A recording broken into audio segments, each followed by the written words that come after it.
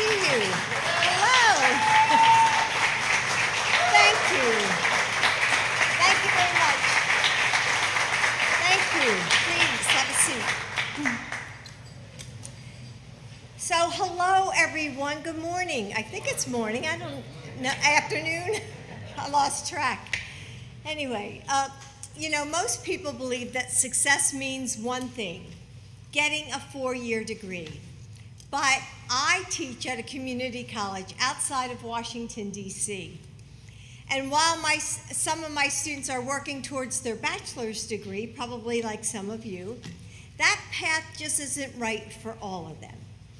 And Joe understands that for most people, a high school diploma alone isn't enough to find a great career. But that doesn't mean that there's only one path to success. And that's why he's bringing together our entire government to bridge the gap between learning and earning. Students can take college courses in high school, like some of you have told me that you've done, or enroll in registered apprenticeships.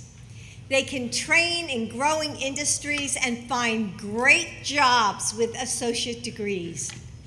Now, a lot of these programs aren't new, but here's what is: jobs. Through the Biden administration's Investing in America agenda, we're strengthening our nation's infrastructure and creating millions of jobs in growing industries like clean energy and manufacturing. Recently, I met a young man in Texas who, when he finishes his manufacturing apprenticeship next year, will be able to take a job right away with a starting salary of $50,000. Pretty good, right? And then I met a 16-year-old welding student in Seattle who told me he was making $25 an hour thanks to the dual enrollment training he received at his high school. This work pays well and often doesn't require 4 years of college. That's the Biden education pathway. It starts with free, high-quality universal preschool and creates a high school experience that prepares students for their next steps. It provides 2 years of affordable community college and opens up avenues if you decide to go to a 4-year college. And you're going to hear about how that pathway is connecting students with great jobs right here in North Carolina as well. This is the future of our workforce. And in a time when, okay, maybe sometimes we can't all agree, it's an area where we have so many values in common because we all want hardworking students to be successful, even if a 4-year degree isn't the right path for them. We all want businesses to have the skilled employees that they need. Through the Biden education pathway, we can fundamentally transform what it means to make a living and make a life here in America. Thank you.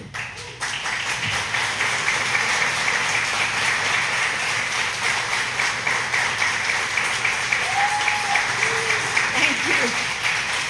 And now it is my pleasure to introduce an incredible student and a pre-apprentice here at Nash. And her name is America. America?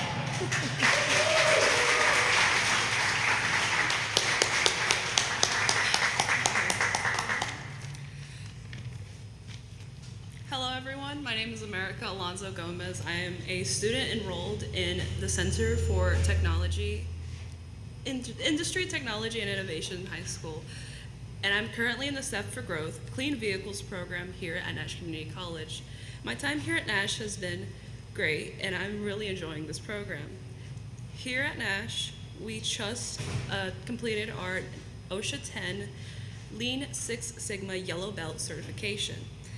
I am beyond excited for this program, and and I entered this program to help bring fields that are so important to this country and to my community to light. Energy and manufacturing are changing our very future by generating renewable resources, by creating resources that are replacements for resources that are currently depleting, at risk of depleting.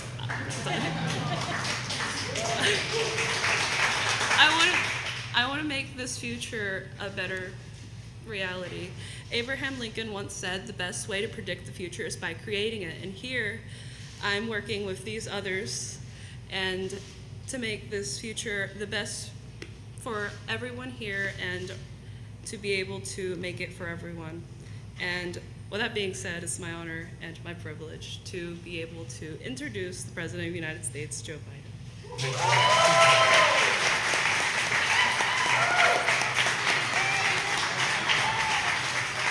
Hello, hello, hello.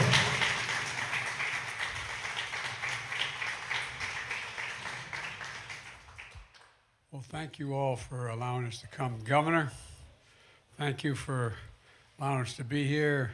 I think we have everyone in the city council here and the county council and Congress. Anyway, North Carolina is a great state. And America, thank you for that introduction. I told America the hardest thing to do, at least for me, when I was her age, was to introduce someone. I think it's, no, I really mean it. Anyway, I won't go into all that. But anyway, folks, I'm Jill Biden's husband. And we brought some friends with us today. Governor Roy Cooper, a terrific partner in creating economic opportunity for the people of North Carolina. Congressman Don Davis. Used to work in tobacco fields, became an officer in the United States Air Force, a minister, a professor with a doctorate, member of the House of Representatives. I don't know what the hell to call him. Doctor, minister, reverend, but he's got it all. He's got it all. And he's got 3 sons with him. We're going to take care of him, all these boys sitting next to him. And Mayor Robertson, thank you for the passport into the city. Appreciate it very much. And I want to thank everyone in Rocky Mountain City Council, Nash County, Edgecombe County, and they're here today because we believe in you, all the students here. We're proud of you, and that's not hyperbole. Great things are ahead of you, and there are a lot of training you're going to be getting. But you know, Jill, my wife, has taught in community college now for some years, and she has her doctorate as a professor there. And she has an expression, she says that, you know, community colleges are the best kept secret in America.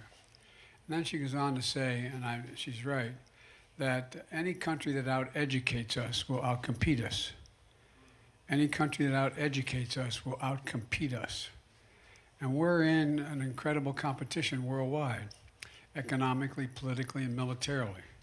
And you know, this best-kept secret is not being kept secret much anymore. Just in this community, in the community colleges, in North Carolina, since 2021, private investors have invested $16 billion in community college. Private investors, $16 billion.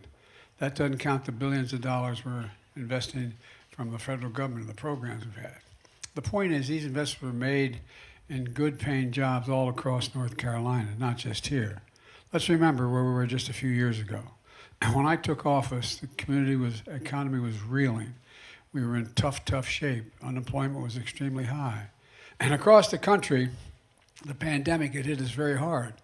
Millions were out of work, and I'm not hyperbole. Millions were out of work. But the problems we were facing started a lot earlier than that. For decades before the last administration, Democrat and Republican, the middle class and working class folks, families I come from, were being hollowed out. Too many good-paying manufacturing jobs were moved overseas. Why? Because they're cheaper labor. So we started, instead of sending product overseas, we sent people, our jobs overseas.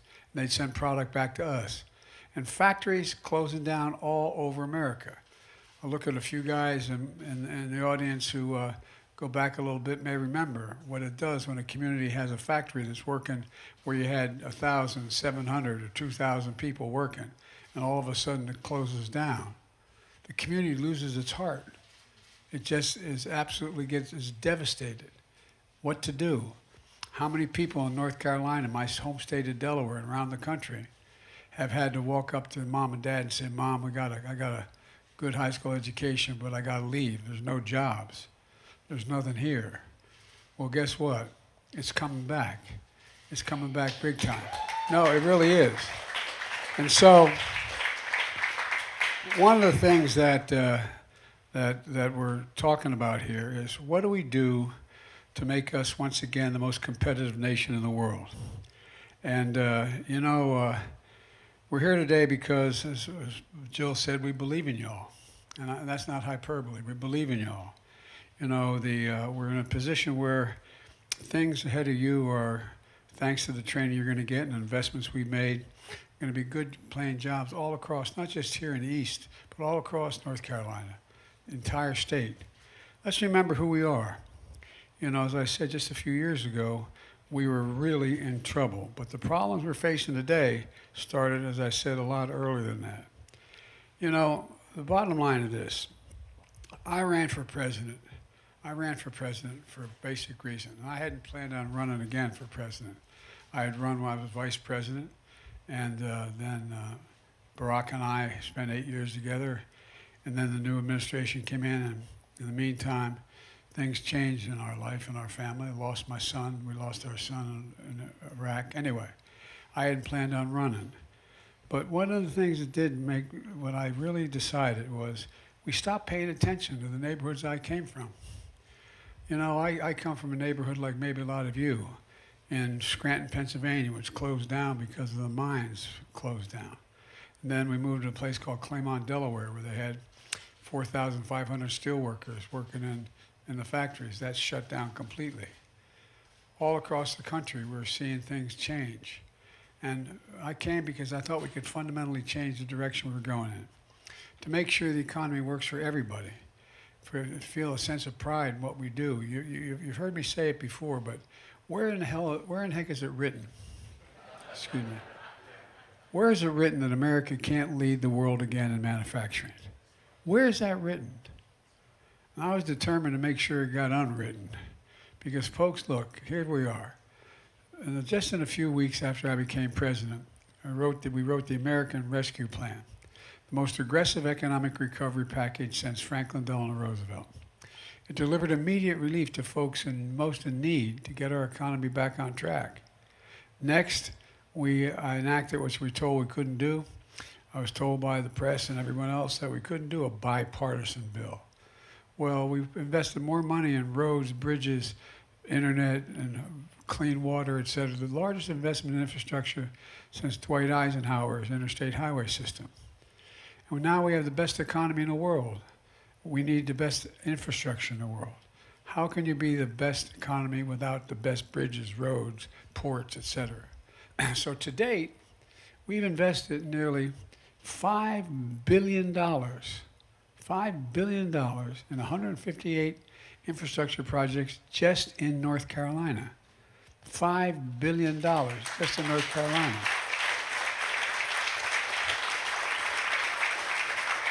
Including roads and bridges and public transit, clean water, high-speed internet. And folks, it's working. After I had this idea, some of the other team didn't like, but they came along, at least the minority of them did, a thing called the Chips and Science Act. We used to invest 2% of our gross domestic product in research and development. We got down to 0.7%. China leading the world, not us. So we put together a whole program that related to investing in science, to bring key parts of our supply chain back to the United States, like semiconductors. There's 300 semiconductors that go in an automobile. Well, guess what? When we had a problem with the pandemic in Asia, those places shut down. We had to stop making cars, and the price of cars, used cars, went up skyrocketed, and the biggest reason for inflation. Now, chip companies are investing billions of dollars, over $30 billion, including over in Chatham County, where Wolfspeed invested $5 billion in a semiconductor manufacturing plant. It's going to create 1,800 new jobs that pay an average salary of $77,000 a year. These jobs, and the jobs they need at the plant, setting up electric vehicle system, operating machinery, running the facility, are exactly the kind of jobs you're being trained for here at this community college. Then we passed, which didn't get much help from the other team, the Inflation Reduction Act, most significant climate legislation ever in the history of not just America, but the whole world. Over $368 billion for energy. And here's what happened. Companies are seizing the opportunity. For example, Toyota is investing $6 billion in a new plant over in Liberty, building lithium batteries for electric and hybrid vehicles, creating 2,100 new jobs, good paying jobs. All told,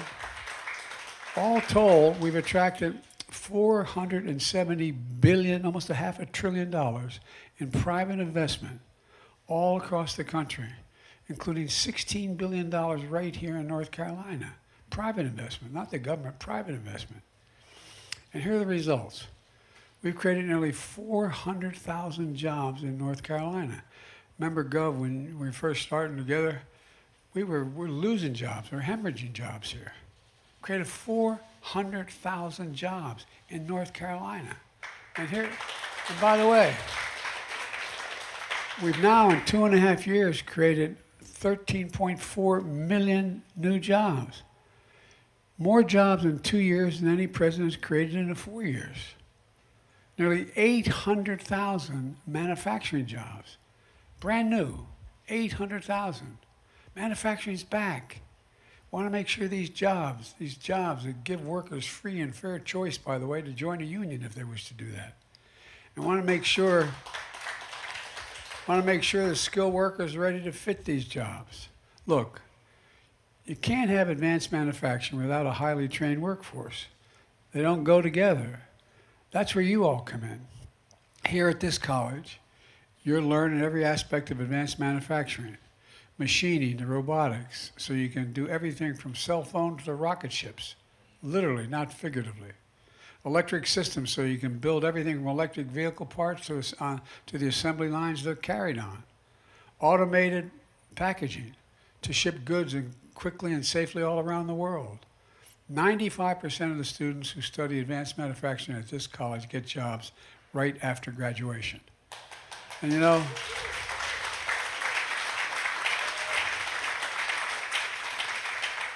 like Jill said, community college is the best kept secret in America.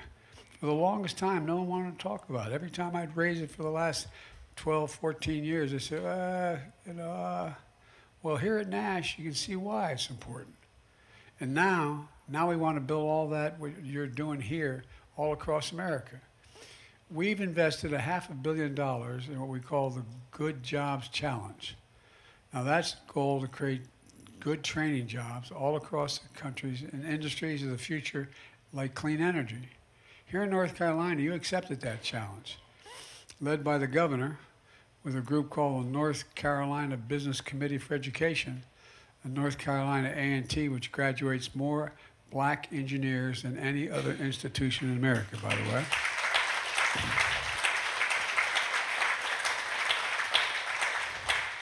And we provided billions of dollars for HBCUs as well, which is another story.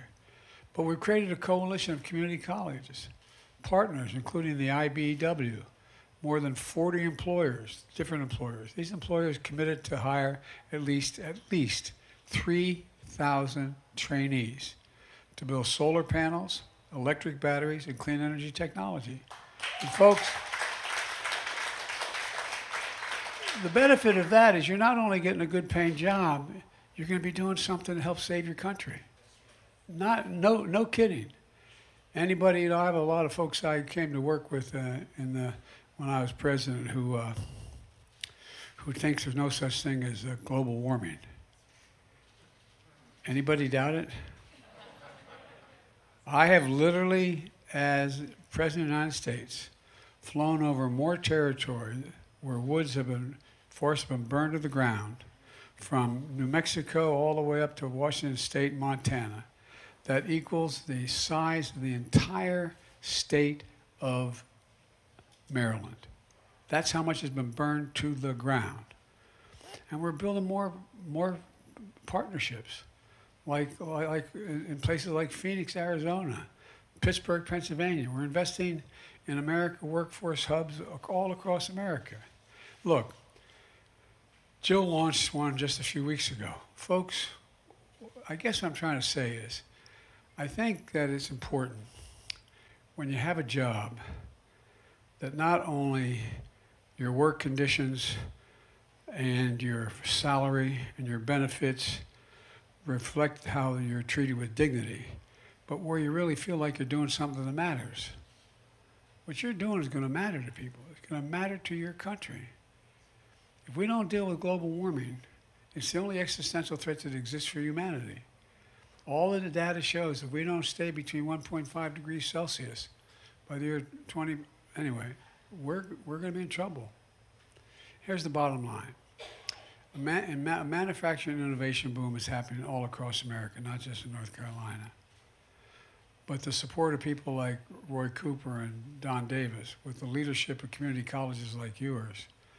Back in 1964, President Johnson, Lyndon Baines Johnson, came to Rocky Mountain and spoke. And here's what he said. He said, the time has come for us to see that every American gets a decent break and a fair chance to make good. That's exactly what we're working to achieve. That's what this is about. I'm so sick and tired of my whole career of what they used to call trickle-down economics. If the folks at the top do well, everybody does well. My dad was a hard-working guy, busted his neck. We weren't poor. We lived a middle-class life. 4 kids in a 3-bedroom home with a grandpa living with us. But the point was, it was in a decent, fair neighborhood, and we were just like everybody else. But I never saw any of that economic benefit trickle down to my dad's kitchen table. So I decided, not a joke, and you're going to make me a profit, and that is that we're going to build this economy from the middle out and the bottom up. When that happens, everybody does well. The wealthy still do very well. I'm a capitalist. You can go out and make $1 billion. Have at it, man. Just pay your fair share of taxes. So, look, we made a lot of progress. Now we've got to keep it going. We just have to remember who we are. For God's sake, we're the United States of America. This is not hyperbole. There's never been a thing we've set our mind to as a country. Never been a single major initiative we set our mind as a country, and we've worked together. We haven't accomplished it. Let's not remember who we are. We're the United States of America. So look, let's get together and move this. And I promise you, you're not going to remember who the hell said this to you, but 15 years from now, when this state is even better shape than it is now and continuing to grow, and we're the epicenter of economic growth in the world, you're going to say, I think I heard somebody say that. But it's because of you when it happens. It really is. There's nothing beyond our capacity. There's nothing beyond your capacity. You just have to believe and be given half a chance. I'm so damn proud to be with you all, so thank you very much. And Gov, thank you for what you put together in the state. I think you're the best governor in the country, but thank you.